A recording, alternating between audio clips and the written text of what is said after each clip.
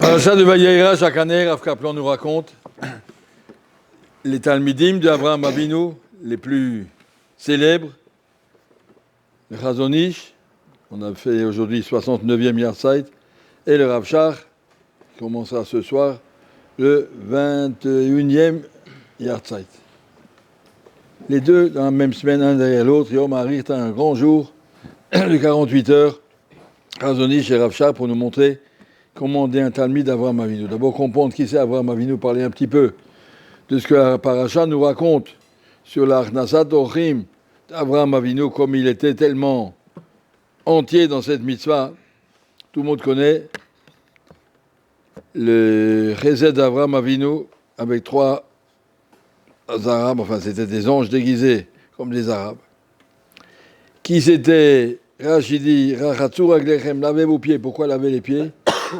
Parce qu'il y avait des Ovdei Avodah Zara là-bas parmi les Arabes qui se prosternaient à la poussière de leurs pieds. Et je ne veux pas rentrer d'Avodah Zara dans la maison. Ils savaient donc que ce ne sont pas des gens tellement proches de lui, des gens qui sont dans Avodah Zara. Malgré tout, c'est des Orchim qui marchent sur la route. Il faut les aider, il faut s'occuper d'eux. Et donc, il était là, disponible pour eux. Et ce qu'on voit, tout le monde sait combien ce maasé, le Chesed d'Avraham avec les Orchim est particulier. Il a fait toute sa vie, il a fait du Chesed. Pourquoi Torah a choisi de nous raconter seulement cet événement qui s'est passé ce jour-là? Parce que c'était le 3e jour de la Brit Mila d'Avraham. Le jour où la cicatrice fait très mal et l'homme est très faible. Et Avraham était malade. Et normalement, quand on est malade ou qu'on est après une opération, il y a des Orchim qui toquent. Tu diras, écoutez, monsieur n'est pas disponible. Tu diras, s'il y a des Orchim qui viennent, tu leur sais que je dois manger, mais Avraham n'est pas là. Non. Avraham a dit, il faut des Orchim, on ne peut pas comme ça. Pour éviter toute fatigue, il a évité tous les invités. Il a fait sortir Chama Minartika.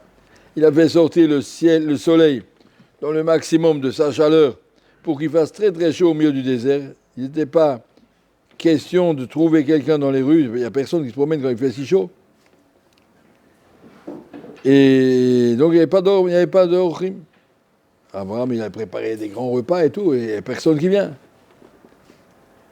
Abraham dit à Eliezer, son Talmid, son Eved, son prix tourne de tous les côtés, regarde à droite, à gauche, sur toutes les routes, il y a des gens qui passent. Eliezer revient, il n'y a personne. Il dit, il fait trop chaud, personne ne sort dans le désert par un temps pareil.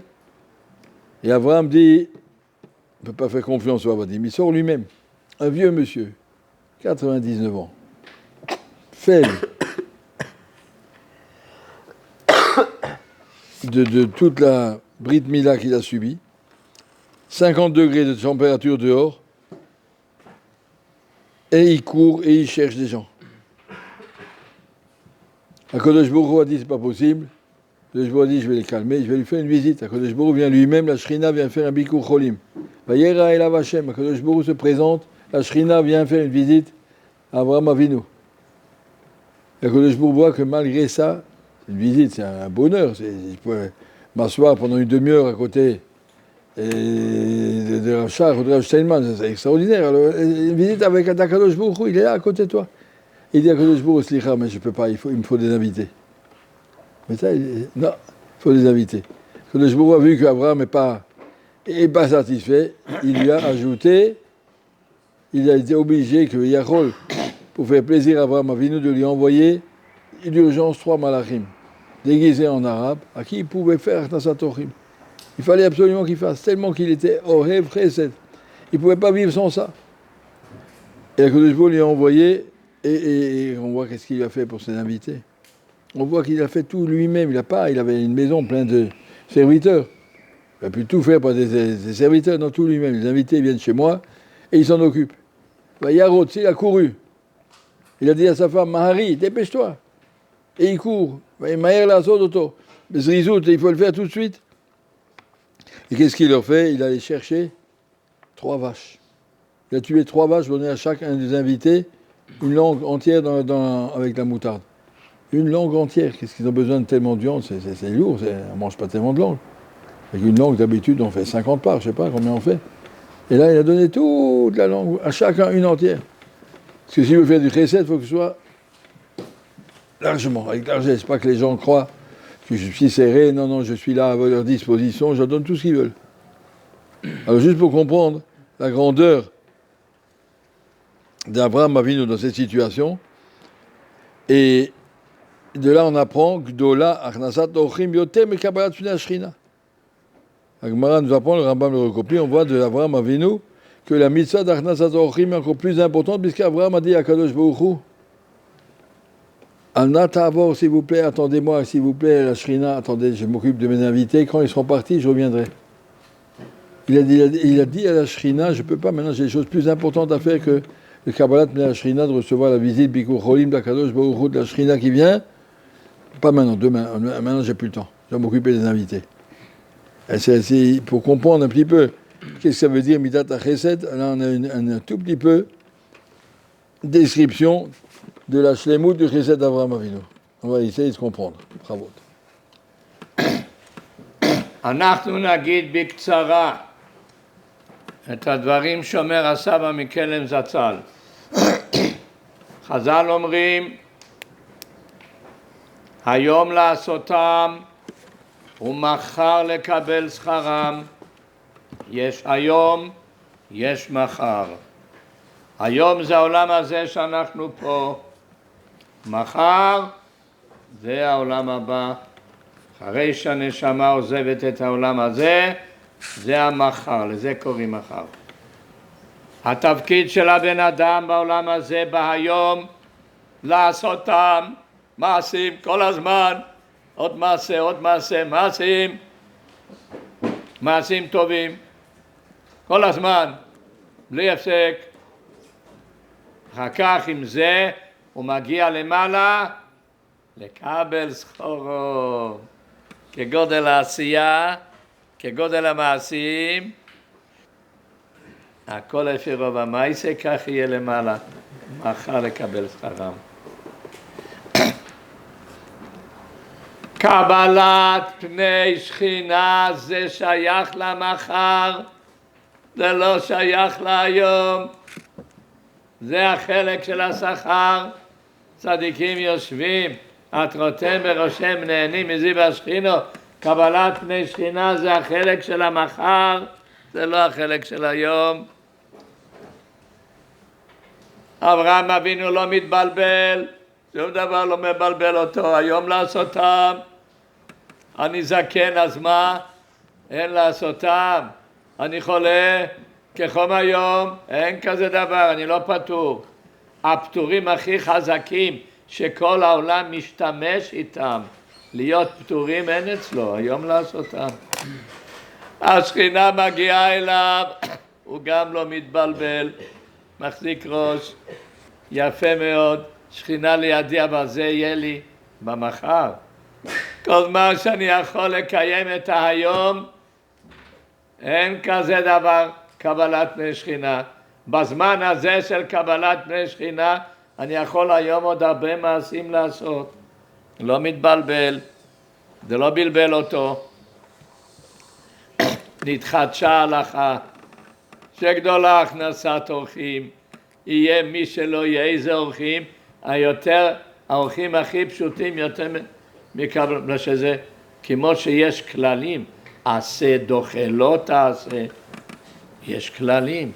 יש כלל גדול, היום דוחה את המחר. אל תיכנס למחר עכשיו. עכשיו אתה היום, אתה פה, כעת אני פה. ואתה ישראל מה השם לקחה, מה השם רוצה הרגע ממני. אברהם לא מתבלבל, מחפש את המעשים, חבל על הזמן, חבל על הזמן, זה מילים חבל על הזמן. צריך לעשות דברים. אז הקדוש ברוך הוא שלח לו. מהר מאוד, היה לו כמעט פיקוח נפש. רוצה מעשים, שלח לו הכנסת אורחים. משהו, באיזה צורה הוא קיבל. זה הפשט. הדברים נוראים. המסילת ישרים הביא את זה, את היום לעשותם מחר לקבל שכר. זה יסוד כל החיים שלנו. כל היסוד של החיים זה היום לעשותם. הכל לפי רוב המעשה, משנה במסכת אבות. מעשים יהיה אפילו מעשים של הכנסת אורחים של ערבים. זה דויכה. כמו שעשה דוחה לא תעשה. היום, החיובים של היום דוחה את המחר. קבלת פני שכינה יפה מאוד, אבל זה שייך למחר, לא שייך להיום. אין פטור. אנשים נפטרים מכל מיני דברים, אז הוא חולה, מרגיש קצת לא טוב, אז הוא עייף, אז הוא רעב, הוא צמא, אז זה חם, אז זה קר, כל מיני פטורים. אין כזה דבר לפתור. זה אברהם אבינו לימד אותנו. אין פטורים. זה הפשט בסיפור. Et pour comprendre comment c'est possible qu'on dise qu'Achnasat Orchim s'occupait de 3 invités aussi vulgaires qu'ils soient, c'est plus important que d'être Mekabel Pnei Shchina. Ça n'a pas de sens. Mais comment c'est possible? Et Abraham Avinu, il a compris ça de lui-même, et de là, nous, on le met dans le jour en Arour, Gdola Achnasat Orchim, mais c'est quoi? D'où ça vient cette histoire? Et Abraham Avinu a compris, parce que dit le sabbat de Kelem, il y a marqué Asher Anochim et Tzavecha Hayom la Asotam, comme ça se termine la parasha de Vaïtranan. Hayom la Asotam. Et Rachid dit là-bas, l'Olam Hazeh Hayom la Asotam. Machar, après 120 ans, le Kabel Secharam, les récompenses, le bonheur, Baolam Abba. Baolam Hazeh, c'est le moment d'agir, c'est pas le moment de jouir, d'aller danser, d'aller chanter au bord des trucs, de se faire s'imaginer qu'on est en train de recevoir Pnei Shchina, c'est pas ça ton travail. Maintenant, il faut remplir le sac. Maintenant, il faut obéir à Kadosh Baruch Hu. Maintenant, il faut étudier, faire des mitzvot, faire des tfilot, faire tout ce qu'il faut faire. Le sahar, en français, on appelle ça le kiff, garde-le pour plus tard. Garde-le pour plus tard, c'est pas le moment. Hayom la asotam, Torah nous a dit. Alors, Avraham Avinu, il a eu le plus grand bonheur de recevoir la Shchina. Il était dans un très grand bonheur, mais il dit, maintenant, c'est pas le moment de chercher du bonheur. Il dit à Shchina Slicha, attends que j'ai le temps, maintenant il y a des ochim. Maintenant je suis là, Yom la Sotam, ça c'est ce qu'il faut comprendre. Et si on a une telle compréhension, qu'Akadosh Baruch Hu attend de nous des maasim, des actes, alors il n'y a aucune excuse de pouvoir se dire je suis excusé, j'ai un ptour, vous comprenez, vous êtes très très chaud, et j'étais fatigué, j'avais soif, j'avais chaud, j'avais mal à la tête, j'avais mal au ventre. Il n'y a pas de teroutim. Nous on a des teroutim très très vite. Aujourd'hui, je ne suis pas allé. Pourquoi tu n'es pas allé? Ah, j'étais fatigué. Quelqu'un va te demander pourquoi tu es venu au mariage, je t'ai envoyé une carte, pourquoi tu es venu au mariage. Bon, j'étais un peu fatigué. Regarde Abraham Avinu, il y a un riouf d'aller, il faut y aller. S'il n'y a pas de riouf, on ne va pas, mais il y a des mitzvot à faire. Je ne sais pas, j'y vais pas. Moi, j'y vais pas. Oui, mais je suis fatigué. Abraham Avinu nous a montré qu'il n'y a pas de limite, va jusqu'au bout, tout ce qu'on peut. On est à Yom, là, à Sotam, on est là pour le faire, on n'est pas là pour chercher des excuses pour ne pas le faire, on n'est pas en train de trouver des excuses, en train de se dire à quoi le Firo va Maaseh, c'est marqué dans Pirkei Avot, que de Shvou attend de toi le maximum de Maasim Tovim, en fonction desquels il va te fixer où est ta place. Mais en tout cas, il faut faire, ici, on est là pour agir. Mais les soldats d'Akadosh Baruch Hu, on n'est pas pour se donner une excuse et pour se dire excusez-moi, aujourd'hui, je n'ai pas pu venir. C'est pas comme ça que ça marche. Et Avraham Avinu a bien compris ça. Et c'est ça qu'on peut apprendre d'Avraham Avinu. Ne cherche pas d'excuses, je ne peux pas venir à l'heure à la tfila, vous comprenez, j'avais mal dormi à 1h du matin, il y avait un incendie, alors j'ai pas pu me lever. Raconte pas de salade, on se lève et on est là, c'est tout, il n'y a pas trop de remote. Et donc le yesod de ce qu'on apprend ici, d'Abraham Avinu, jusqu'où un homme est chayav dans cette mitzvah d'Achnasat Orchim, comme dans toutes les mitzvot. Chavot. אני רוצה להקריא לכם לשון של רבנו יונה, שערי תשובה, שער השלישי.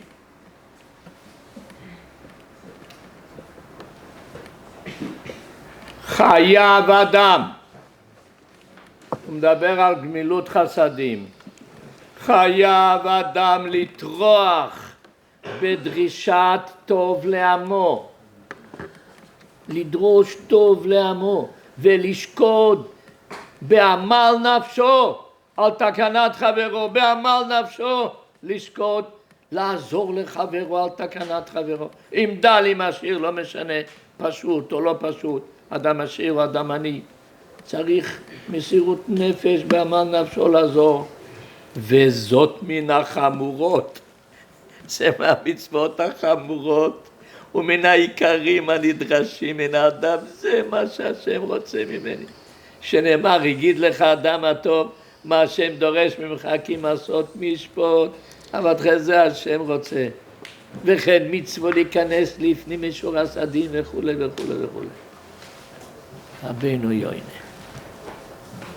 כמה מילים אני רוצה להקריא לכם בהקדמה לנפש החיים, ספר של רב חיים מוולוז'ין, כותב הבן שלו בהקדמה איך שהאבא היה מוסר את נפשו, ממש כמו שכתוב ברבנו על תקנת חברו, עם כל אחד ואחד, היה משתתף בשמחות, משתתף בצער.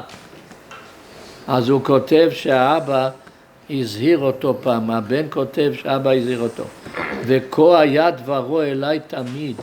כל הזמן האבא אמר לי שזה כל האדם, כל מציאות האדם בעולם לא לעצמו נברא, לא נבראת לעצמך, רק להועיל לאחרים, עבור אחרים, לעזור לאחרים, ככל אשר ימצא בכוחו לעשות, עם כל הכוחות, לאחרים, חסד, זה כל האדם. הוא היה מזהיר אותי, כך אומר הבן. On va citer deux citations absolument extraordinaires. Sharet Tshuva, Rabbeinu Yonah, qui est le livre de base des plus grands Rishonim, Rabbeinu Yonah, et il écrit dans Shar HaShlishi, je vais vous dire la phrase, Chayav Adam, Litroach Bedrishat Tov L'Amo. Un homme est obligé de se fatiguer pour essayer d'être utile et bon pour les autres. Velishkol Be'amad Nafsho, et de s'impliquer avec tous les efforts de sa personne, al takanat chavero, pour être utile et aider les gens. Qu'ils soient pauvres ou qu'ils soient riches. Et veze minachamurot, minaikarim, anidrashim, anoraim, me'akadosh hu. Ça fait partie des ikarim, des chamurot, des mitzvot les plus chamurot. Voilà les mots qui sont marqués dans Sharet Tshuva. Quand il fait la liste des mitzvot, il arrive à une mitzvah qui s'appelle Chesed, il te dit Zemina Ikarim ou Mina Chamurot, ça fait partie des choses les plus Chamurot qu'un homme doit mettre tout son cœur et toute sa réflexion et tous ses efforts, comment je peux aider les autres. Que ce soit Bikur Cholim ou Achnasat Ochim ou Achnasat Kala, l'homme ne quoi. Il y a des mitzvot que je peux aider quelqu'un, je peux l'aider à se lever pour la tefila, je peux l'aider quand il ne comprend pas un tosot, je peux l'aider quand il a mal au ventre, je dois aider, je dois être là pour tout, à Kodesh Baruch Hu attend de moi le maximum litroach,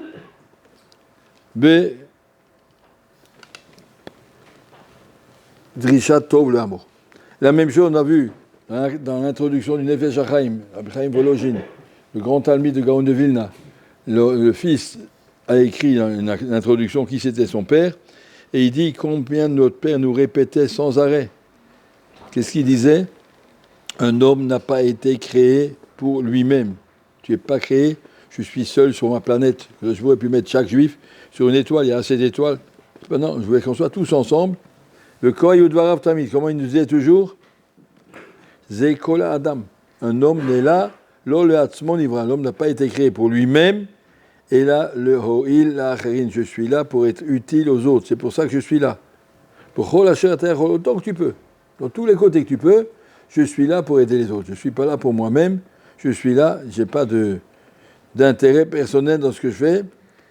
Et l'homme doit comprendre que je suis là, le takanat azulat, et mishtateb tsaro chez zulat. Quand quelqu'un d'autre a un souci, ça devient mon souci. Quand il y a de la peine, j'ai de la peine pour lui, je partage avec lui. Quand il y a du bonheur, je partage avec lui son bonheur. L'homme ne peut pas vivre seul, je dois l'aider. Et tout le monde, on est là pour aider tout le monde. On n'est pas là pour nous-mêmes, on est là pour les autres. Ça, on a dit maintenant, après Rabbeinu Yonah, on a vu de Nefesh HaChaim, ce qu'Avraham Avinu nous apprend, combien c'est tellement important de donner sa vie, tout ce qu'on peut pour les autres. שני אלה ככה הם חיו כל החיים. מורן החזון איש, מורן הרב שך, גדולי הדור, הנהיגו את הדור בכל פרט ופרט. הכל היה תלוי בהם, כולם חיכו למילה שלהם. היה להם את כל התורה כולו השם נתן להם. עמלו בתורה בצורה שאי אפשר לתאר. אבל עם כל זאת, היום לעשותם, כל החיים חסד, חסד עם הזולת, אפילו עם ילדים קטנים, עם ילדות קטנות, הטבה וחסד, זה היה, היום לעשותם היה אצלנו מבהיל מאוד. המון המון סיפורים נוראים, אבל אני החלטתי לא הרבה סיפורים, ניקח כמה פירורים קטנים. סיפור קטן, לפני צילום. כוח העיון של החזון איש היה מבהיל מאוד. הוא היה מעיין בסוגיה, בפרט שהיה צריך להוציא הלכה למעשה, היה פחד לראות אותו. איך שהוא היה מעיין, בודק בכל הש"ס, בודק בראשונים. הוא היה לפעמים מרוב עיון קם מהכיסא, עם עיניים סגורות, מסתובב בחדר על הקיר, דופק בקיר מרוב מתח. המתח היה ברגע הזה בחדר נוירו מאוד, רואים? וניסים קרל צד סיפר לי שהוא ראה את זה הרבה פעמים. היה מתח. חזון איש היה אחר כך צריך לכתוב כמה מילים בספר שלו. לא היה כותב עד שהיה מקיף את כל התורה כולו. ראשונים ולדעת איך ההלכה. היה פוסק גדול. הוא היה מסתובב במתח עד איבוד הכוחות. לפעמים היה מאבד את הכוחות, נשכב במיטה בלי כוחות, לא יכל לקום מהמיטה. הוא היה נותן לאחד התלמידים, היה אומר להם מה לכתוב, תכתבו כך וכך כמה מילים. זה רב ניסים סיפר לי, הוא פעם עשה את זה. הוא לא יכל אפילו לכתוב. והנה קרה פעם, שתוך כדי העיון הנורא שהוא מסתובב בחדר, דפיקות בדלת, דופקים חזק בדלת, והדלת נפתחת, וילד קטן נכנס. חזון איש רץ אליו, עוזב את כל העיון, מחבק אותו, כן, יגאל, מה אתה רוצה? ילדים היו באים אליו, אוהבים לבוא לחזון איש, כל מיני, לפעמים שטויות ובלים, לפעמים איזו שאלה קטנה, תשאל את החזון איש, אבא היה שולח, לך תשאל את החזון איש. ילד נכנס לשאול איזה דבר, שילד של חזון איש מחבק אותו, ושומע, ועונה לו, כאילו, באמצע, הוא עכשיו תפוס, אין תפוס. לא תעזור, עכשיו, ילד קטן, אז מה יש? זה סיפורים שהיה קורה הרבה פעמים אצלו. היה בן אדם נכנס עם איזה שאלה קטנה, כל בצד, עכשיו הוא שייך לבן אדם הזה. הוא היה הולך לאכול, פתאום הוא ראה מישהו עומד בדלת, עזב את האוכל ורץ. מה אני יכול לעזור לכם? מה אני יכול לעזור? הוא היה לפעמים בלילות מסתובב בחוץ, אולי אנשים מחפשים אותו. היה סיבה שהוא ידע שלפעמים אי אפשר להיכנס הביתה, אז הוא היה יוצא החוצה כדי לחפש, אולי אנשים צריכים אותו. אדם שכל התורה כולו היה לו. אספר לכם עוד סיפור נוירו. הסיפור הזה מספר רופא שהיה מטפל בחזון איש, דוקטור נחמן פריי. הוא היה רופא גדול בבית חולים אסותא בתל אביב, היה מטפל בחזון איש. סיפר לחזון איש פעם סיפור, תוך כדי בדיקה שהוא בודק את החזון איש, אז הוא מספר לו ששוכב אצלם בבית חולים באסותא בתל אביב תייר אמריקאי, טוריסט מאמריקה, חולה. הוא חולה ושוכב, והוא התחיל פתאום תוך כדי המחלה לקבל הרהורי תשובה, הוא היה חילוני. הוא פחד, הוא הולך למות, מה אני רוצה לחזור, והיה לו צער גדול. איך עושים, למי אני פונה, מי יכול לעזור לי? אז זה מספר דוקטור פריי לחזון איש כסיפור מעניין, שחולה רוצה לחזור בתשובה, מאוד מעניין. מחר בבוקר, מוקדם בבוקר, דוקטור פריי מגיע לבית חולים, מה הוא רואה?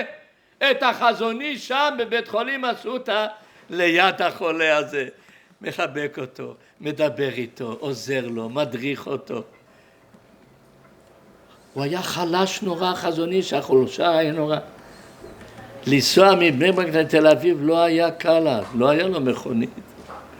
דוקטור פריי מספר לו סיפור. למחרת בבוקר החזון איש כבר שם בבית חולים ליד החולה הזה.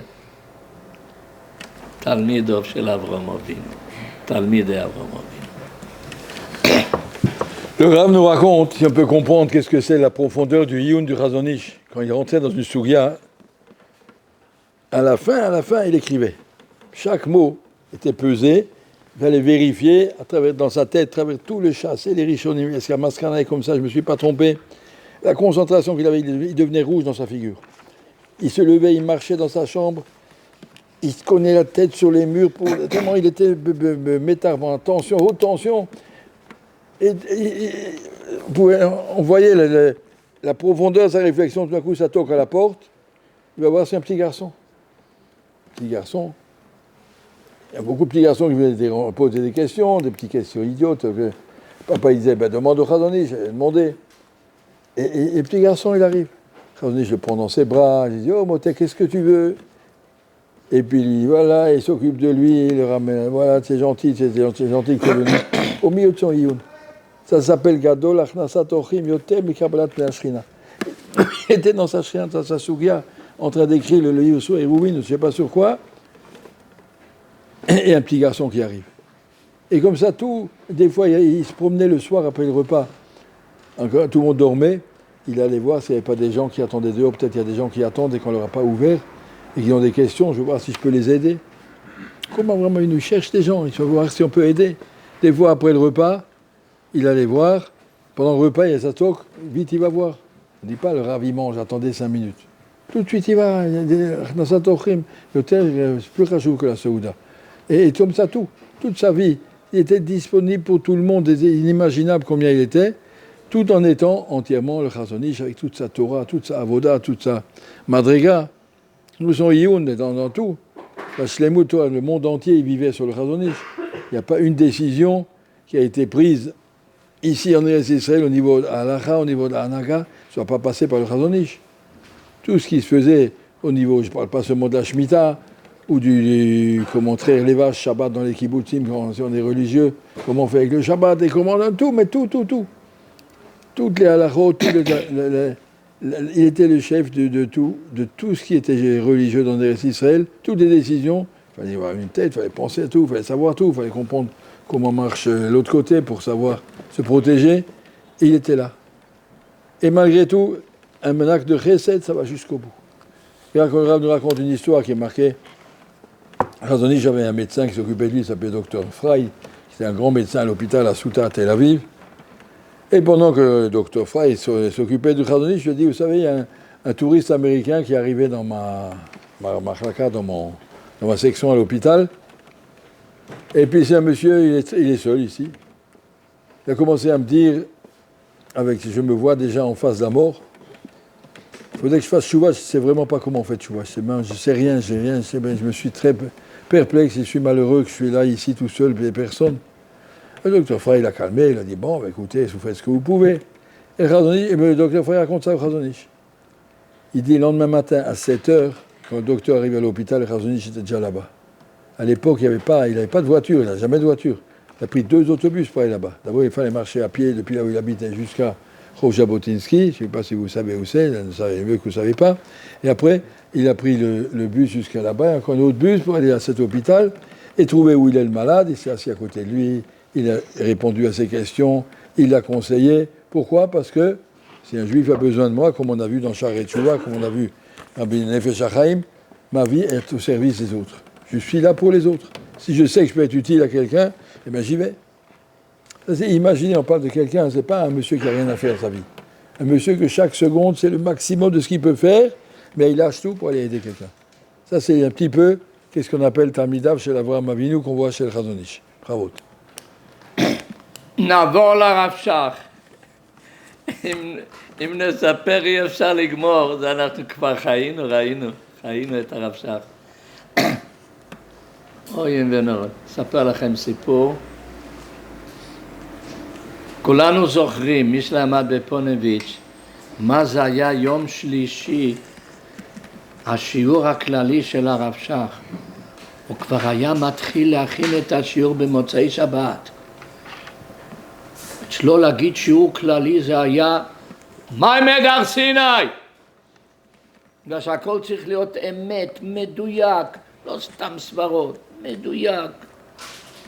העיון שלו היה מבהיל לקראת השיעור, לא היה שייך לדבר איתו יום שלישי, אי אפשר להיכנס אליו, שמרו, לא נתן שח מונח עכשיו להכין את השיעור ביום שלישי.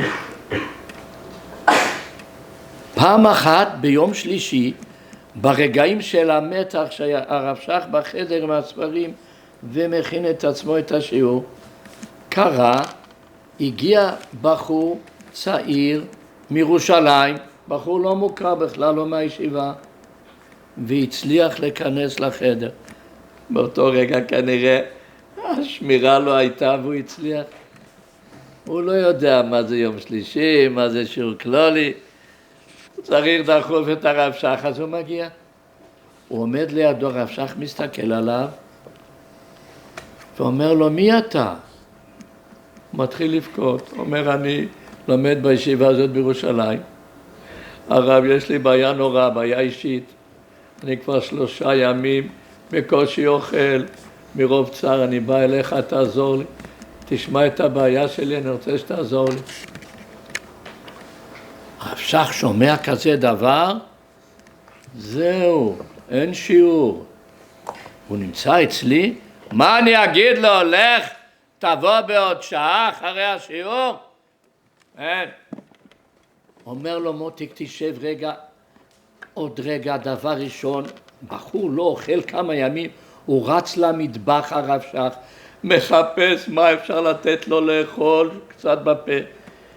מצא תפוח עץ עם סכין, הוא בא לבחור, הוא נבהל לו, לא הרב, לא מתחילים לדבר עד שאתה משהו אוכל. הרב שך מקלף לו, מכין לו חתיכות ונותן לו לאכול. שיעור יום שלישי, אין שיעור, אין יום שלישי כעת. יש לפניי רבינו יוינה כעת, נפש החיים יש לנו. אברהם אבינו עומד לפניי, מה שיעור? וככה לאט לאט הבחור הגיע לעצמו, וככה הבחור דיבר מה שיש לו. הרב שך קיבל ודיבר איתו ונתן לו עצות והדריך אותו. עד שהוא ראה שהבחור נרגע והבחור כל כך הודה לו ועזב, אז הוא ראה שעוד יש אפשרות להגיד את השיעור. אז הולכים להגיד שיעור. אבל הוא חשב בהתחלה, אם לא, אז לא יהיה שיעור היום. גדוי לא הכנסה סורכים, יוצר מהשיעור של יום שלישי. אוי ונוירו, אנחנו הכרנו את הרב שך, אז הסיפור הזה, ועוד סיפור אחד, יותר לא נספר היום, יש לי חשק לשבת עד הבוקר עם סיפורים, אבל לא נעשה עוד סיפור אחד. היה כבר בתקופה האחרונה של החיים שלו. הוא לא ראה כבר, הוא לא יכל ללכת,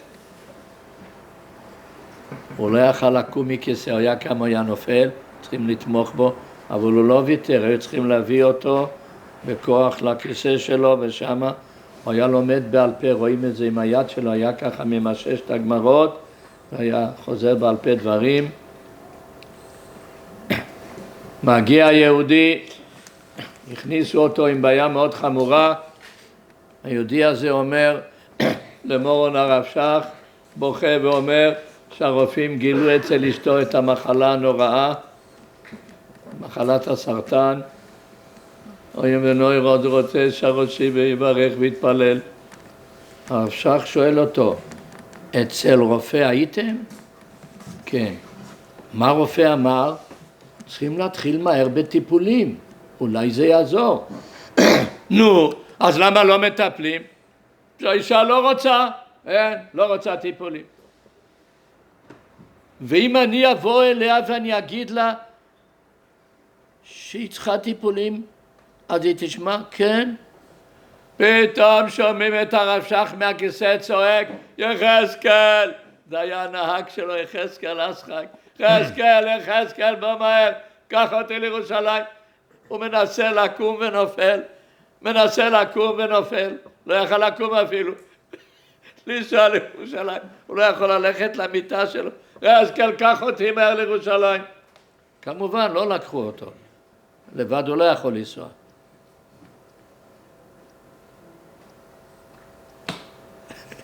זה לא יאומן, אדם שלא יכול לקום, הוא חלש בצורה שלא יכול לעמוד, הוא נופל וצועק, אני נוסע לירושלים, צריכים להציל בן אדם.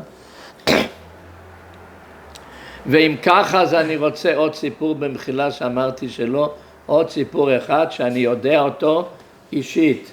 זה לא כתוב בצילומים שלי, יודע את הסיפור מהבלדובר, ממנו אני יודע. חבר שלי מפונביץ', הוא סיפר לי את הסיפור. הוא היה גר בחיפה, הוא הגיע לחתונה בירושלים, בבני ברק, חתונה של משפחה. אז הוא נכנס לרב שך, ובכה לפניו שהמצב אצלו בבית, בשלום בית מאוד לא טוב, הוא לא יודע מה עושים, אין לו כבר עצות. וככה יושבים ומדברים קצת. והרב שך שואל אותו, לאן אתה הולך עכשיו? הוא אמר, חתונה. כמה זמן תהיה בחתונה? אני חייב להיות כל החתונה, זה הגיס שלי, צריך להיות כל החתונה. מה אתה עושה אחר כך? אני אחזור הביתה. הוא לא הבין למה עכשיו שואל אותו. דיברו, אמר שלום, הלך לחתונה. הבחור הזה חוזר אחרי החתונה לחיפה הביתה, את מי הוא פוגש בבית בחיפה? את הרב שך, מדבר עם אשתו. מי שיכול להאמין כזה סיפור? אבל אני שמעתי ממנו. הוא מגיע הביתה אחרי החתונה. הרב שך ידע, אם הוא הולך חתונה לגיס, יהיה לי עוד זמן לנסוע. הלך מהר הרב שך, בירר את הכתובת איפה הוא גר. הוא לא יכול לשאול אותו איפה אתה גר. אז הוא בירר איפה הוא גר. שלום, נוסעים לחיפה. ישב עם שניהם כל הלילה. כל הלילה. עד אור הבוקר. סידר שם שלום בית כזה, שזה עד היום מחזיק מעמד, זה כבר מדברים על אנשים זקנים. מה שהוא עשה שם הרב שך. אחר כך הוא קם, מהר מאוד ברח לבני ברק וחזר חזרה ליום לימודים שלו. זה תלמידי אברהם אבינו. היום לעשות שם, אין פטור. מה, איפה אני אין פטורים, חייבים משהו. יחזקאל, קח אותי לירושלים. הוא לא פטור, הוא חולה, הוא נופל, הוא לא יכול לזוז. זה אברהם אבינו. אז אברהם אבינו סידר בשמיים ששניהם יבואו לשמיים בפרשה הזאת של וירא, שמשם לומדים שיכול להיות אדם הכי גדול בדור, הכי גדול, שכל הדור מוטל עליו, אבל רצים לעזור פה, נוסעים לחיפה לשולם בית, עושים, ועם כל זאת נשארים בלימוד ונשארים גדול הדור. אז זהו, שני תלמידי אברהם אבינו, אז זה יוצא לנו יפה מאוד בפרשה, זכור שם יוגן עלינו. אני סיפרתי טיפה מן הים, אבל זה אני חושב מספיק כדי לקבל תמונה על צורת חיים של גדולי ישראל, מנהיגי הדור, תלמידי אברהם אבינו, זכור שם יוגן עלינו. אבל מה אנחנו יכולים ללמוד מזה? מה יכולים אנחנו הקטנים? אנחנו לא בדרגה הזאת בכלל. אבל דבר אחד, להשתדל מאוד לא להשתמש עם פטור. אם אני עכשיו פטור, כדי שאני אהיה פטור צריך אוינס גומו. האדם פותר את עצמו בקלות, הוא קצת מרגיש לא טוב, הוא כבר פטור מללמוד, או פטור מלבוא לשיעור, הוא פטור מלבוא לסדר מוסר מסילת ישרים. שאל אותו למה הוא פטור, כל מיני תירוצים הוא פטור, הוא פותר את עצמו משיעורים, פותר את עצמו מהחברותה, מי פטור? מה היום לעשותה? מה זה פטור? עד שבן אדם פטור ממשהו, הנה עכשיו תלמדו, תראו, נכון, אנחנו לא בדרגה כזאת, אבל לפחות את זה, אל תפתור את עצמך מהר. תכניס את עצמך להפך לחיובים, לא להיות פטור. ואז אברהם אבינו ימליץ טוב עלינו, יהיה לנו חיים טובים בעולם הזה, היום, ואחר כך מחר, ונזכה כולנו לראות את אברהם אבינו עוד מעט, במהרה בימינו, הולך יחד עם החזון איש הרב שך, עם עוד הרבה תלמידים שלו, נזכה לראות אותו בעיניים בקרוב, אמן סלו. Pour raconter un petit peu encore sur Rav Shach, Rav dit qu'on peut passer la nuit, il est tellement connu de près, il peut raconter des centaines d'histoires. Il en a choisi quelques-unes juste pour comprendre un petit peu qu'est-ce que c'est la grandeur du Chesed de Rav Shach. Un exemple, le mardi de Rav Shach, le mardi c'était un jour spécial. À partir du vendredi soir et du Shabbat, la tête était coincée dans le Shiur Klali. Shiur Klali de Rav Shach, il savait pour lui c'était comme Mahamad Arsinaï. Je dois transmettre une Torah, c'est pas que Stam, je dis une question, une réponse. Je transmets la Torah Amiti telle qu'elle est émise dans la Torah, donc je suis responsable que ce soit juste. Même qu'il y a des Bachurim qui réécrivaient le Shiur et qui l'imprimaient, ils le lisaient, ils disaient c'est pas ça que j'ai dit, c'est pas ça que j'ai dit, n'imprime pas ça. On ne savait pas qu'est-ce qui était faux. Pour lui, c'était le Shiur Klali, c'était Mahamad Arsinaï. Le lundi, le dimanche, le lundi, mais mardi, il fermait à clé, personne ne peut rentrer. Un shiur qu'il avait déjà dit 10 fois, il reprend le même shiur qu'il avait dit il y a 5 ans, il y a 10 ans, il a déjà dit plein de fois. Mais il veut réfléchir, est-ce que ce remède c'est juste, c'est pas triché, et peut-être, c'est pas comme ça que c'est écrit, il recommençait tout, encore une fois réfléchir, remettre tout. Après il réfléchissait comment le dire, dans quel ordre pour dire les choses pour qu'elles soient claires, et il répétait le shiur à la maison. C'était une avoda extraordinaire parce qu'il savait l'importance, je suis responsable de transmettre la Torah aux générations suivantes, que ce soit la Torah de Moshe Rabbeinu et pas des à peu près jeter des svarot. C'est vraiment la Torah d'Hachem. Et donc le mardi, c'était un jour spécial, jusqu'à ce qu'il vienne dire le shiur. À la yeshiva, il le disait comme un lion qui saute, tellement il était plein de Torah. C'était extraordinaire de voir ça. C'était l'Avdil, c'est ce qu'on a vécu, c'était un boxeur dans un terrain de deux. Maman, j'étais là. Et tout le monde posait des questions, répondait, il tapait, il était extraordinaire. Et donc le mardi, c'est un jour très spécial, personne ne pouvait rentrer. Et une fois, mardi après-midi, il était en train de se poser. Il y a un barreau de Yerushalayim, je ne sais pas comment il est arrivé à rentrer, ils n'ont pas fait attention, hop, s'est retrouvé. Il est rentré, devant la table de Rav Shach, il se met debout. Shach le regarde, qu'est-ce que tu veux?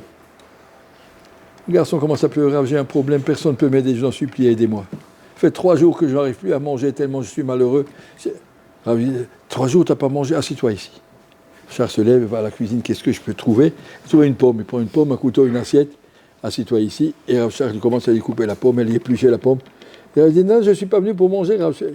D'abord on mange, on ne parle pas avant d'avoir mangé, d'abord tu manges. Et puis il coupe des petits morceaux, et il lui fait manger. Et après il dit, bon, maintenant raconte-moi ton problème. Jusqu'à ce qu'il arrivait à le calmer. Et il a senti que le garçon était sorti, et tout content. Il a retrouvé tout ce qui lui manquait. Rav Shach a pu lui remonter tout ce qui lui manquait. Et il a regardé la montre, je peux encore dire les Shiur Klali. Mais sinon, il n'aurait pas dit. Gdolach nasatochim yoter mi Shiur Klali.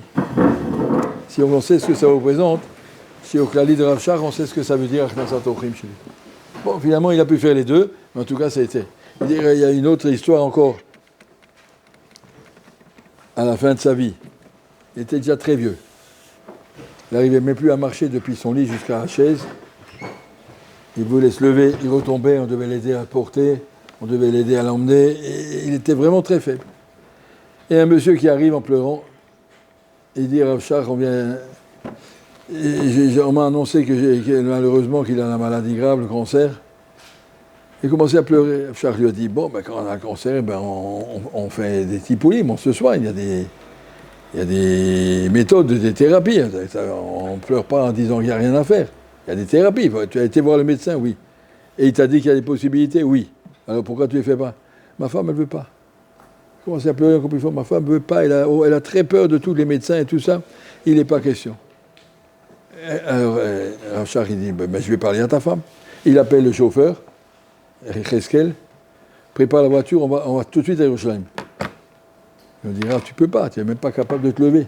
On va tout de suite à Yerushalayim. Un vieux monsieur, plus que 100 ans, il avait peut-être 103 ans. Il ne tient pas sur ses pieds. Mais il me dit, d'aller aider, on ne va pas laisser les gens comme ça. On avait parlé à cette femme. Finalement, on est arrivé à le convaincre que la femme, elle va venir chez lui.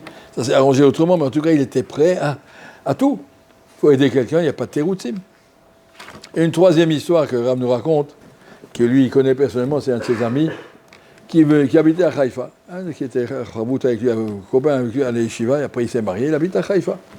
Et ce monsieur de Haïfa est venu une fois à Bnei Brak pour un mariage, alors qu'il est à Bnei Brak, il rentre chez Rav Shach pour dire bonjour, c'est son Rav. Bonjour Rav. Et Rav lui dit, comment ça va, raconte-moi. Bien, on lui fait parler, il lui dit finalement, vous savez que dans mon couple, ça marche très très grave. Ma femme ne s'arrange pas avec moi, je ne m'arrange pas avec elle, ça ne va pas du tout, je ne sais plus quoi faire. Je lui dis, bon, qu'Hachem vous aide. Je lui dis, pourquoi tu es venu à Bnei Brak? Je suis venu au mariage de mon beau-frère, son mari, ou mari, son fils, son neveu. Et donc, je dois aller au mariage. Shach, il dit, tu vas rester longtemps au mariage? Oui, je dois rester toute la soirée, je rentre seulement à la fin. Bon. Monsieur est parti au mariage, et quand il rentre à la maison le soir, après 1h, 2h du matin, c'est à Haïfa. Donc il arrive. Il trouve Rav Shach à la maison chez lui en train de parler avec la dame. Il a dit, Rav Shach, pourquoi vous êtes là? Quand tu m'as dit ça, j'ai vérifié d'abord ton adresse. Je ne peux pas te demander à toi. Je ne veux pas que tu saches, je ne m'as dit de pas venir. J'ai vérifié ton adresse. Je suis venu tout de suite. J'ai parlé à ta femme, il m'a expliqué qu'est-ce qui ne va pas. Et maintenant que vous êtes là tous les deux, il a parlé avec tous les deux. Il a reconstruit leur Shlom Bayit, un couple qui tient encore jusqu'à aujourd'hui, sans aucun problème. Il a tout arrangé, tout entre eux. Et puis après, il était 6h du matin, il a dit, il faut que je me dépêche, je dois être à 7h à la yeshiva pour la tfila. Après, il a fait un jour normal, et puis voilà. Et on fait ses shiurim, il a tout fait. Mais si je peux aider quelqu'un, il va partir tout seul, un vieux monsieur à Haïfa, pour aller s'occuper d'un shlom bayit, il pourrait vraiment téléphoner à quelqu'un à Haïfa et qui occupe-toi, il y a quelqu'un là-bas. Non, il est allé lui-même, il allait parler à cette dame, après il a parlé aux deux, ça c'est un petit peu une idée. Et Rav Kaplan veut nous dire, mais qu'est-ce que nous on a shayach avec ça? On voit les Gdolé Ador comme ils étaient. C'est tous les Gdolim, mais maintenant c'est les Yatzait, Rav Shach et de Chazon Ish, on voit comment ils étaient les élèves d'Avraham Avinu. Pour nous, ça nous dit quoi? Au moins une chose. Avraham Avinu ne va pas chercher d'excuses. La mitzvah est là. Nous aussi, on ne doit pas chercher d'excuses. On s'excuse trop facilement. Demander à quelqu'un qui n'était pas au shiur, pourquoi tu n'étais pas? Parce que, il n'y a pas de parce que, ne sois pas idiot. Quelqu'un qui n'était pas au Moussa, quelqu'un qui n'était pas à la Chavruta, quelqu'un qui était en retard à la Tfila. Mais c'est quelle excuse tu as? Avraham Avinu t'a montré les excuses, ça ne tient pas la route. Vas-y, avance, on est ici pour travailler, on n'est pas en vacances. Vas-y, des excuses, pas tour. Le seul moment où on n'est pas tour, c'est qu'on est niftar. Tant qu'on est vivant, on n'est pas tour. Et il faut aller jusqu'au bout de toutes ses forces et pas se chercher des bonnes raisons pour chaque chose de ne pas être là. Regardez combien il y a de gens qui traînent dans les couloirs pendant l'heure du Seder. Pourquoi? Qui t'a permis? De quel droit tu fais ça? Pourquoi tu fais ça?